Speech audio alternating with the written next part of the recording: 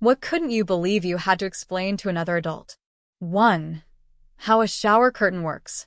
I kept finding the bathroom floor absolutely soaked after my roommate showered.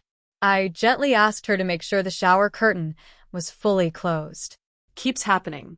Finally, I figure out she's been drawing it closed with the bottom fully outside the tub.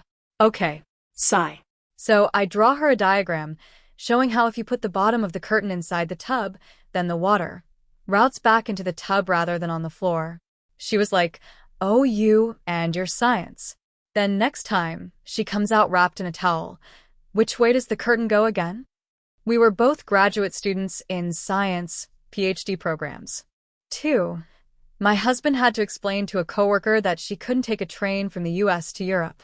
She insisted she had to because she didn't like flying. 3.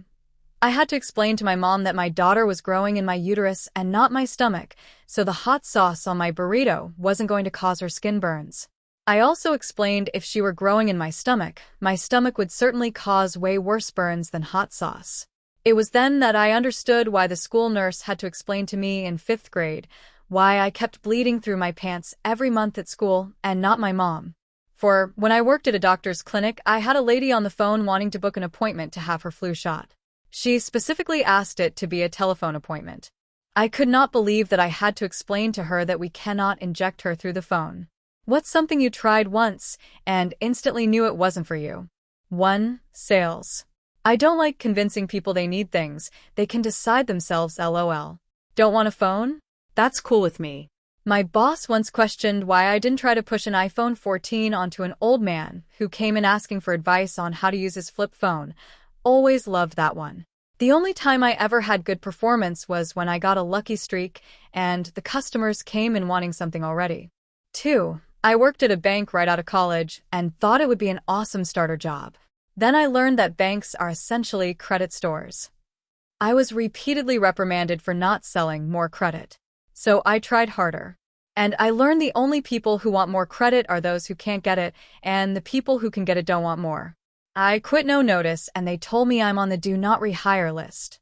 I asked them if they could make that industry-wide. I genuinely feel sympathy for anyone who works in a bank.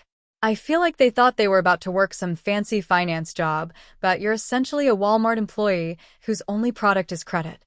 3. I worked in a shoe store as a student, and I was horrible at upselling. People would read the pain on my face when I did attempt the upsell lines. The best, though, was when I had mystery shopper. My score was abysmal, but all of their comments about me were really great, pleasant, knowledgeable, etc.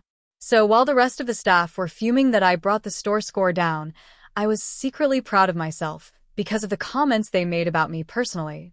4. I'm a bit of an adventure eater. I'll try just about anything. There is one and only one thing I've tried that I will never try again. Sea squirt sashimi. Besides the terrible, innuendo-filled name, the texture is terrible.